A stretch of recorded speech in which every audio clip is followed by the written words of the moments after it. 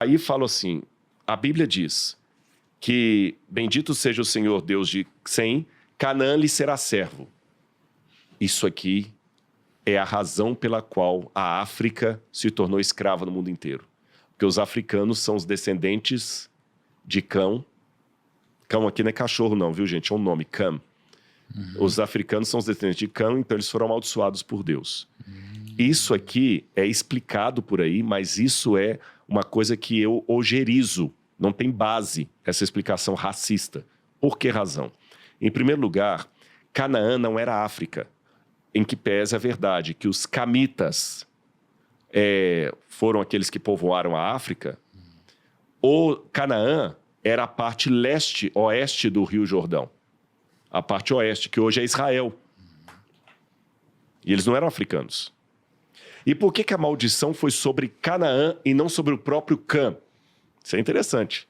Não foram os africanos que foram amaldiçoados, foram os cananeus, os descendentes de Cã. Porque Deus já viu ali no neto de Noé a sequência do caráter do pai. Aquele negócio falando, a questão hereditária. Tá certo? Essa que é a questão hereditária. Então, para mim, essa maldição aqui foi apenas a questão de conveniência hereditária. Canaã realmente foi um lugar cheio de problemas de toda a natureza, você pode imaginar, mas não é correto dizer que os negros foram escravizados porque eles são frutos da maldição que Deus deu a Noé. Tem gente ensinando isso por aí, mas isso é racismo, isso é errado e não condiz com o texto bíblico. Muito bom. Cara, muito legal a história de Noé, né? Muito, muito mesmo. Muito, muito interessante.